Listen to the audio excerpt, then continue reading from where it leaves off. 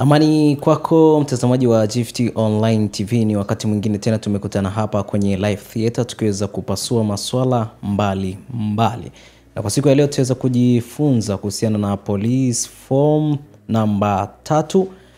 Nadhani wengi tumezoea kuita kama PF3. Tutaweza kufahamu vema kabisa hapa ndani ya live theater. Kumbuka tutakuwa nami Tobias Kisima, lakini nitakuwa na mtangazaji mwenzangu Esther Mamkwe, lakini tutakuwa na Koplo Yohana Mbo tutaweza kutufafanulia vema kabisa na kuweza kufahamu kile ambacho tunakijadili kwa siku hii ya leo. Cha msingi usisahau kusubscribe, kulike, kushare na kucomment ili uweze kupata tu taarifa zetu tupindi pale zinapotoka tu na kwa wa kwanza kuweza kuzipata moja kwa moja. Koplo, habari za wakati huu? Nashukuru sana. Habari zangu nzuri. Nilikotoka kwema. Hali ya barabara ni nzuri. Sijui kwenu. Kwetu tuko poa, sijui mwenzangu pale. Tuko salama pia. Sawa, tuko salama moja kwa moja. Kwa siku ya leo tunaweza kujifunza kuhusiana na police form namba 3. Kwa kwanza tungeweza kufahamu kwamba police form namba 3 ni kitu gani, kitu cha aina gani? Asante sana mtangazaji. Ndio. Nashukuru kwanza kwa ukaribisho wenu. Ndio.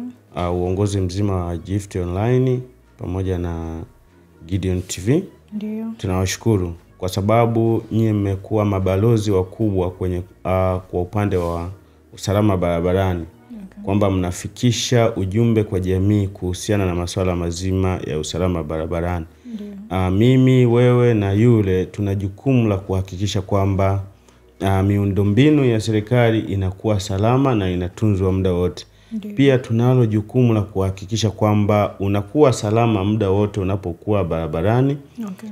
Pamoja na vyombo vingine vinavyotumia barabara kwa maana ya magari, pikipiki, bajaji, sukuma mkokoteni, mwendesha baiskeli, na hata yule mtembea kwa miguu pia naye anatakiwa kulindwa kuhakikisha kwamba anakuwa salama anapopita barabarani. Kwa hiyo tunapozungumzia PF3 ama police form namba 3, tunazungumzia document ama nyaraka ambayo iko chini ya polisi, na dokumenti hii ama nyaraka hii ni mahususi kabisa kwa yule mtu ambaye amepata tatizo hususan la ajali za barabarani, au amekatwa na panga, amekatwa na kitu chochote kile, na akawa amepata madhara na anahitajika kufika hospitalini kwa ajili ya matibabu. Hii fomu inakuwa na maana gani? Inakuwa na maana kwamba ya utambulisho kwamba wewe tayari umesharipoti tatizo ulilopata, umesharipoti polisi. Kama ni ajali na tayari askari atakuwa ameshashuhudia hii ajali na ameshafika eneo la ajali, ndio maana anatoa hii police form. Police form hatuwezi kutoa bila kujiridhisha kwamba wewe umepata kitu gani.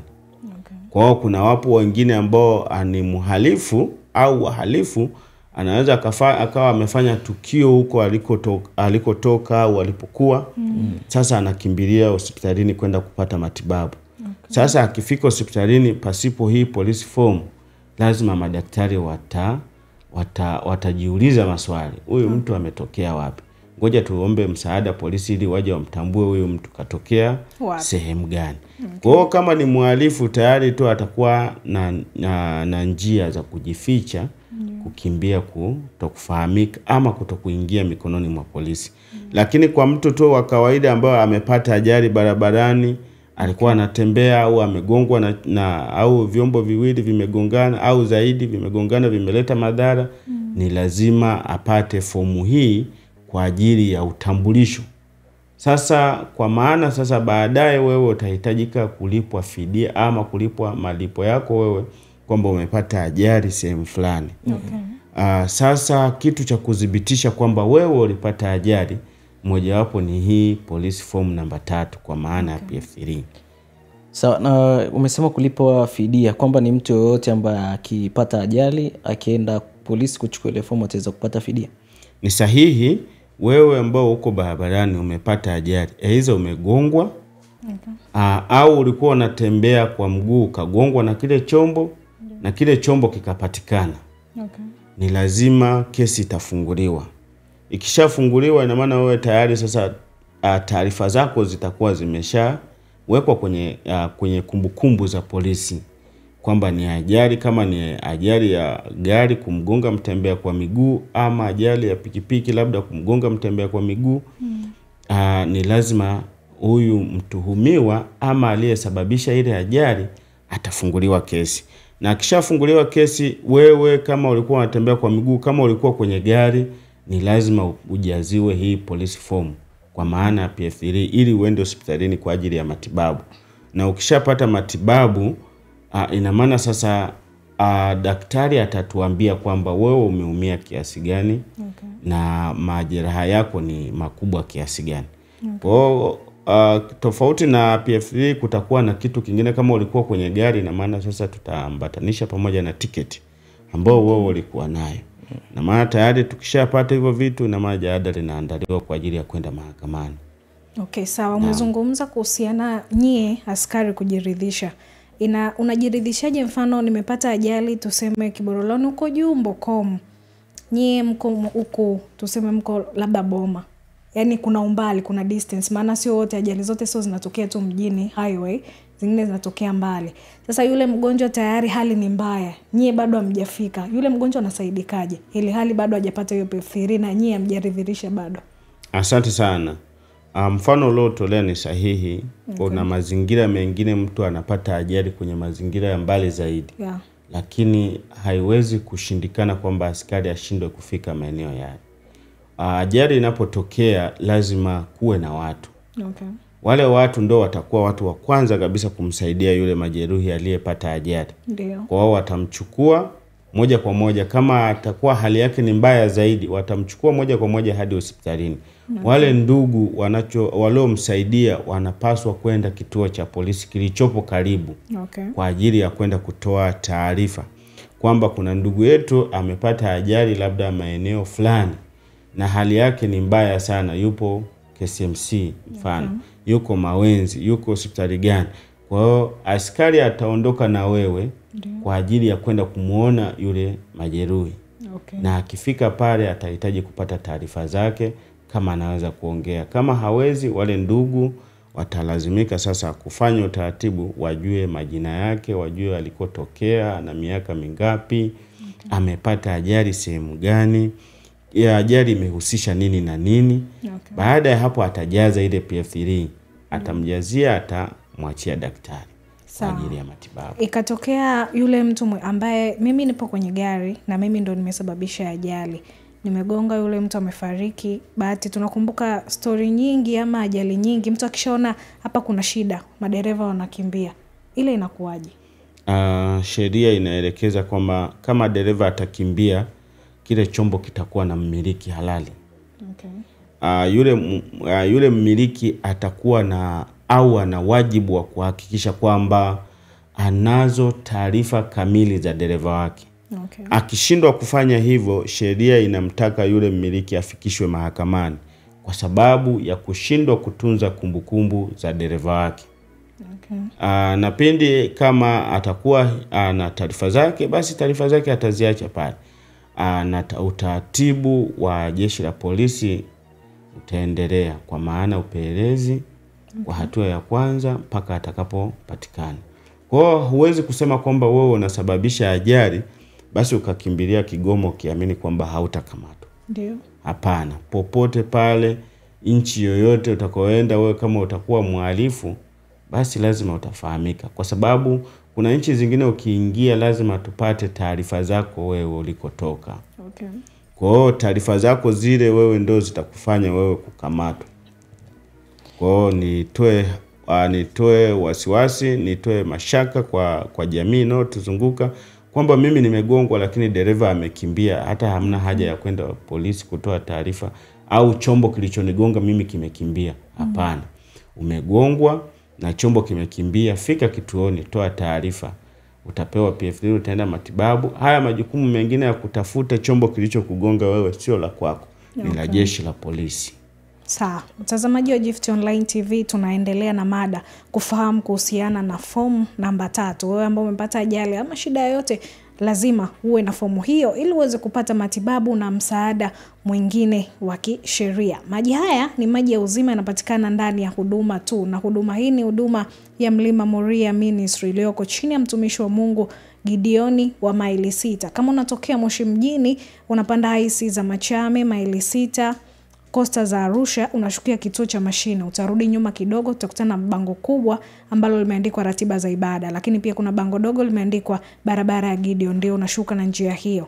Lakini kama unatokea Arusha pia unashuka mashine, unavuka barabara upande wako wa pili, mbele kidogo utakutana na bango kubwa la ratiba za ibada na dogo ambalo limeandikwa barabara ya Gideon, ndipo unashuka na njia hiyo. Na siku za huduma ni siku ya Jumatano, Ijumaa na Jumapili. Jumapili ni saa 6:30 mpaka saa 10:30, lakini siku ya Jumatano na Ijumaa ni saa 8 mpaka saa 11. Maji haya huwezi kuyapata sehemu nyingine yoyote, ni ndani tu ya huduma hii, na maji haya ni maji ya uzima. Wote mnakaribishwa kwenye huduma ya maombi na maombezi Mlima Moria Ministry.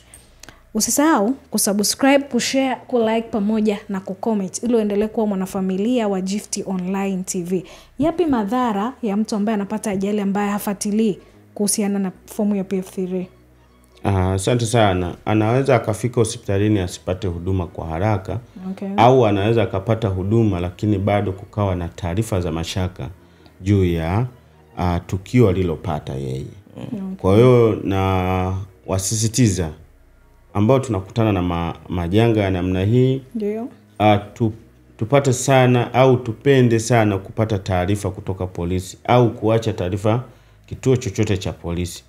Kwa maana gani? Nilitolea mfano kwamba chombo kinaweza kikawa kimekugonga alafu kikakimbia. Baadaye kile chombo kinaweza kikamatwa. Sasa kama wewe haujaacha taarifa au hujafungua taarifa yoyote pale kituo cha polisi, kupata msaada wewe kwako inakuwa ni changamoto. Pili, huyu majeruhi aliyepata ajali alafu akashindwa kupita kituo cha polisi kupata police form, namba 3, anaweza akafika hospitalini akaendelea na matibabu, lakini mwisho wa siku akafa. Akifa, wewe kama ndugu, wazazi, jamaa, marafiki, mkienda hospitalini hamwezi kupewa ule mwili wa ndugu yenu kwa ajili ya kwenda kuzika. Kwa hiyo lazima watawaambia nendeni kituo cha polisi mje na askari kwa ajili ya kufanya uchunguzi wa mwili wa ndugu yenu. Sasa wewe sasa hamkutoa taarifa mwanzo ajali ilipotokea, mkaambiwa sasa na daktari rudini polisi, mtaanzia wapi? Sasa hapo ndo kuanza kujishika mashati kwamba marehemu alipata ajali wapi? Hatujui. Au alitoa taarifa polisi? Hakutoa. Kwa hiyo mnaweza mkajikuta mnaingia kwenye wakati mgumu zaidi. Na wakati ilikuwa ni jambo rahisi sana nyie mwanzo kabisa kuacha taarifa kituo cha polisi. Naam. Sawa, kuna gharama zozote labda za hiyo fomu? Hamna gharama yoyote. Kituo ni cha polisi, kituo ni cha umma, ni cha kwako wewe. Kwa hiyo ile fomu ni haki yako ya kimsingi na haina malipo ya aina yoyote. Kwa hiyo usije ukawa unahisi nikienda pale bwana polisi watanidai hela kwa ajili ya ile fomu. Hapana. Na jeshi la polisi sasa hivi linafanya kazi kwa uweledi kabisa mkubwa kuhakikisha kwamba jamii, kwa sababu ndio tunalo jukumu kubwa la kuhakikisha kwamba tunakulinda wewe na mali zako, wewe na begi lako, wewe na simu yako, wewe na nyumba yako, wewe na vitu vyako ulivyonavyo. Ndio jukumu kubwa la kwetu sisi kuhakikisha kwamba tunakulinda wewe na mali zako. Na kwa hiyo sasa tunafanya kazi kwa uweledi mkubwa, tukiamini kabisa tunaihudumia jamii ambayo tayari na yenyewe imeshakuwa na maarifa makubwa. Kwa hiyo ili kupata hizi haki zako inahitaji kufuata na wewe utaratibu ulio mzuri.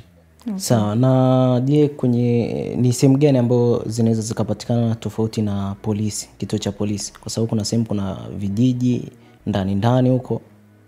Nimesema kwamba hii ni polisi form namba 3. Kuna polisi form nyingi. Ndio.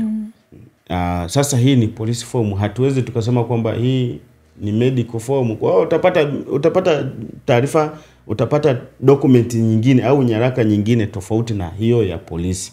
Kwa hiyo ile ni polisi form, haiwezi kupatikana sehemu nyingine tofauti na kituo chochote cha polisi. Sawa, na takribani inakaa muda gani? Tuseme ajali, unajua mtu akipata ajali kuna matukio mengi, anaweza kavunjika mguu, akapata shida kwenye kichwa, akaumia sehemu nyingine yoyote, ile fomu inakaa takriban muda gani? Maybe nimekaa hospitali miezi 2 au hata 6. Kuna mtu anakaa hata miaka yuko hospitali, miaka 2, mwaka mzima yuko tu hospitali. Ile fomu inambeba ndani ya muda gani? Police form haina muda wa kuexpire. Okay. Haina muda kwamba useme kwamba baada ya miaka 2 au baada ya miezi 2, baada ya mwezi mmoja, baada ya siku 7 kwamba ita expire na hitajika kwenda kuchukua nyingine. Lile ni karatasi utakalopewa. Ni tarehe itajazwa ya wewe uliyepata ajali. Hata kama ukija mwakani, ukija baada ya miaka 2, na maana tayari ulikuwa kwenye matibabu. Kuna wengine wanapata ajali, wanashindikana kutibiwa ndani ya nchi, wanapelekwa nje ya nchi. Anaweza kwenda kutibiwa ndani ya miaka 2-3, anapata matibabu. Baada ya hapo anaweza akawa amerecover, anaweza akawa amekuwa vizuri akarudi kwa ajili ya kuja kuanza kufuatilia kesi yake. Kwa hiyo ile police form haina expire date. Okay. Sawa, ulizungumzia kuhusiana na hasara mojawapo ni kuchelewa kutibiwa. Endapo labda umekuta wasamaria wema ndo wametokea kwenye ile ajali moja kwa moja kaweza kumchukua na kumpeleka hospitali, huoni kwamba ile itakuwa ni sio kitu chema kwa Mtanzania kuchelewesha huduma? Huwezi kucheleweshewa huduma kwa sababu utakapofika hospitalini, hata wewe msamaria mwema, mtakapofika hospitalini lazima daktari atawaambia wakati tunaendelea na matibabu, mmoja aende kituo cha polisi kutoa taarifa kuhusiana na hichi kilichowakuta. Atawajazia PF3 na mtaondoka na askari kwa ajili ya kwenda kujiridhisha yule mtu. Kwa hiyo na askari hawezi kutoa PF3 hajaona yule mtu. Sasa kama unatoa PF3 tayari mtu ameshafariki. Kwa hiyo ni lazima askari ataambatana na wewe msamaria mwema kwa ajili ya kwenda kujiridhisha na kumuona yule majeruhi. Kwa hiyo wengine unaweza ukawa unapita barabarani ukakuta tayari kuna mtu ameshagongwa kama nusu saa au dakika 15 zilizopita, nyie mkafika pale mkakuta majeruhi wengi au mmoja au mtu amedondoka tu pale barabarani. Wewe kwa roho yako ya imani ukaamua kumbeba, ni vizuri zaidi ukapita kituo cha polisi moja kwa moja. Na shauri hivyo kwa sababu gani? Kwa sababu matukio ya namna hii yanakuwa yanajitokeza. Watu wengine wanachukua, wanafika hospitalini, wanamwacha pale, alafu na wenyewe wakiambiwa nendeni polisi hawaendi. Kwa hiyo yule mtu hata kama kadri muda unavyozidi kwenda anaweza katibiwa akafariki. Akifariki inakuwa haijulikani sasa huyu mtu alipata ajali wapi, taarifa ya polisi hawana. Hospitalini wao wanasema kwamba huyu mtu aliletwa, lakini hata waliomleta hawafahamiki. Kwa hiyo mwisho wa siku unaweza kukuta manispaa inachukua ile mwili inaenda kuzika. Afu baadaye wanajitokeza ndugu wanasema kwamba ndugu yetu tulipata taarifa aligongwa na gari sehemu fulani. Akaletwa hospitalini, lakini wakija polisi hamna taarifa. Hospitalini hamna taarifa. Sasa kumbe alishazikwa muda mrefu. Kwa hiyo vitu hivi vinaepusha ile migogoro ambayo inajitokeza kwa ndugu, kwa jamaa, kwa marafiki. Sawa, na vipi kuhusiana na mnampa hiyo PF3 mtu wa ajali ya namna gani? Ajali ya aina yoyote ile. Yaani kisha semekana kwamba hii ni ajali na askari wakajiaminisha kabisa hii ni ajali. Kwa sababu kuna ajali zingine mtu unaweza ukadondoka ukapiga gari yako au ukapiga pikipiki au ukafanyaje, tayari hiyo ni nini? Ni ajali. Magari 2 au 3 mpaka 4 yanaweza kagongana kasababisha ajali, majeruhi wakawa wengi zaidi. Inaweza gari kaacha barabara ikaenda kadondoka kwenye mtaro au ikagonga mti ikasababisha majeruhi kwa abiria, kwa dereva yule au kwa watu wengine waliokuwepo jirani, wale tayari ni ajali. Kwa hiyo hata sio ajali tu, hata kuna mtu mwingine unaweza ukakuta amejeruhiwa, amekatwa panga. Kwa hiyo na lazima na yeye atapata PF3 kwa ajili ya matibabu. Kwa hiyo unaweza ukajikuta kuna matukio ya aina tofauti tofauti ambayo yanajitokeza, sio ajali peke yake ambao huyu mtu anatakiwa apewe PF3. Hata lile tukio la kujeruhiwa, mtu amepigwa, damu zinamtoka, kwa hiyo ni lazima afungue kesi, atapewa ile PF3 kwa ajili ya matibabu. Kwa PF3 tunazungumza ni kwa ajili ya mtu, lakini mfano gari na gari zimekwaruzana, pale hakuna mtu aliyeumia. Pale huwezi kupata PF3. Okay, yale magari yatakaguliwa, Yenyewe wewe kama dereva, wale madereva wenyewe ambao wamegongana hawajasababisha majeruhi, uharibifu tu wa vyombo, vile vyombo vitakaguliwa na watapatiwa tunaita kwamba police form, au tunaweza tukasema kwamba vehicle inspection report, hati ya ukaguzi wa vile vyombo. Naam. Okay, sawa. Sawa, tunafahamu kwamba hospitali ni eneo la watu wengi. Endapo nimechukua form ndio ipo kule, endapo ikapotea, ni kitu gani nitaweza kupaswa kukifuata? Ninaweza nikarudi kule nikakubaliwa kuchukua form nyingine? Police form namba 3 haiwezi kupotea, kwa sababu ukipewa wewe ndugu, ukishafika pale hospitalini utampa daktari yule ambaye anamshughulikia mgonjwa wako. Okay. Na yeye akishamaliza kumtibu atachukua ile police form, ataijaza, atairudisha sehemu husika, hata kupatia wewe. Okay. Kwa hiyo sije ukawa unahisi kwamba bwana afande alisema kwamba tunahitaji police form namba 3 kwa maana ya PF3, kwa hiyo tunahitaji tuipate. Hapana, ile ikishajazwa itarudi tena mikononi mwa polisi. Okay. Kwa hiyo kile kielelezo kitarudi tena kwenye ile jalada ambao wewe ulilifungua siku ambao wewe ulipata ajali. Sawa, mtazamaji wa Gift Online TV, bado tunaendelea katika kile kuhakikisha unafahamu kitu gani ambacho unapaswa kukifanya pale ndapo unapata ajali. Lakini sio tu ajali, pengine umeumizwa na mtu mmoja au mtu mwingine, umepata shida yoyote, unatakiwa kwanza ufike kituo cha polisi, upewe form namba 3 ili iweze kukusaidia katika matibabu. Lakini pia ili iwe urahisi kwako ufikapo hospitalini kupewa huduma kwa haraka, kupewa kipaumbele pale unapofika hospitalini.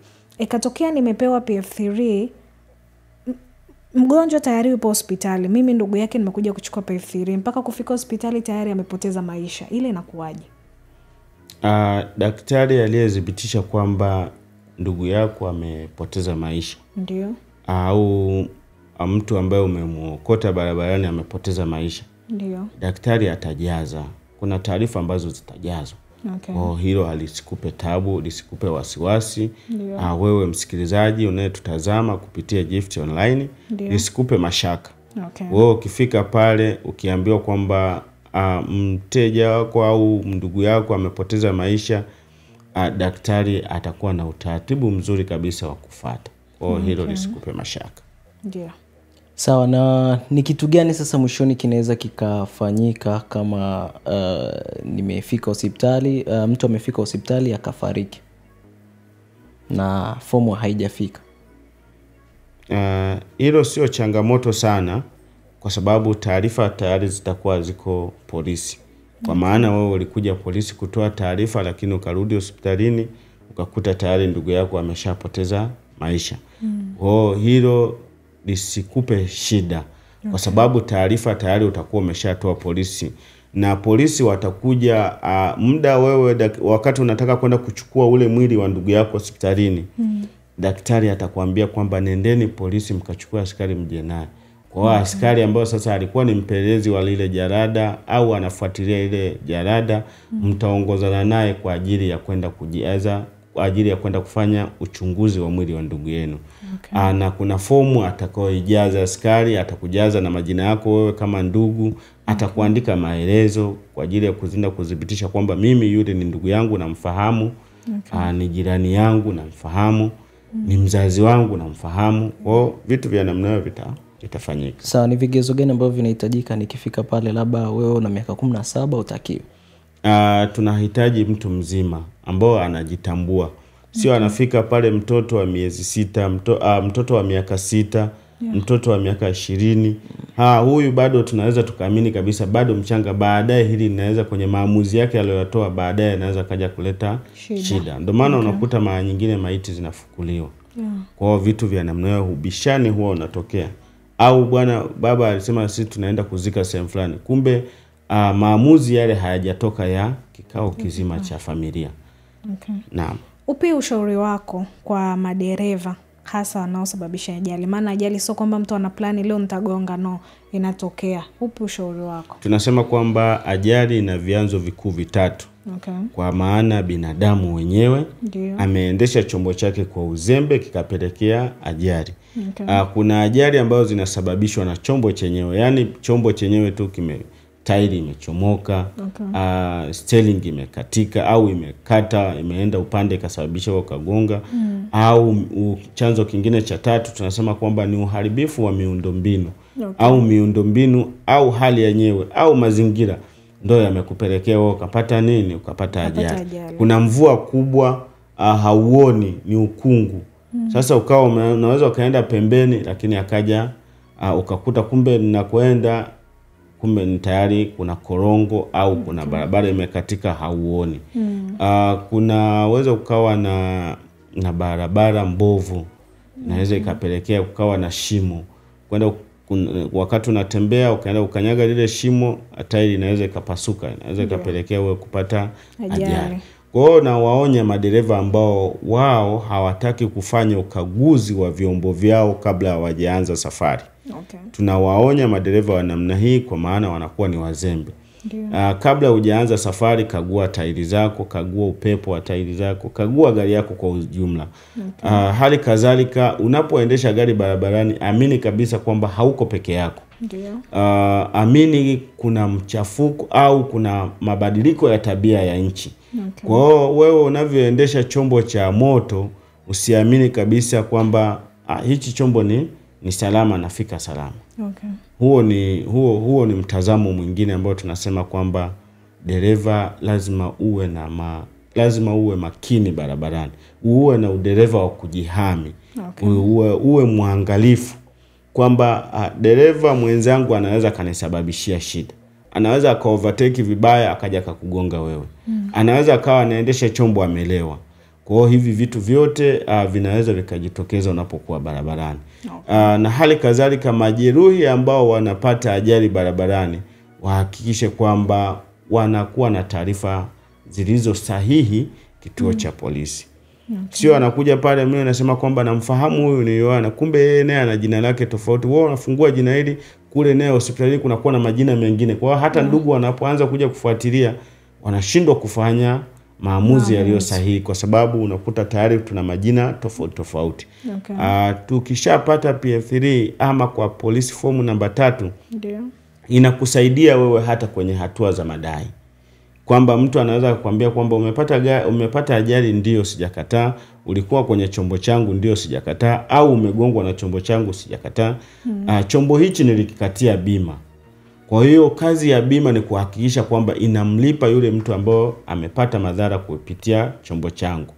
Kukufidia wewe uliyepata madhara kupitia chombo changu. Kwa hiyo sasa ili upate haya malipo au upate hizi fidia, ni lazima wewe uwe na hizi nyaraka, uwe na PF3.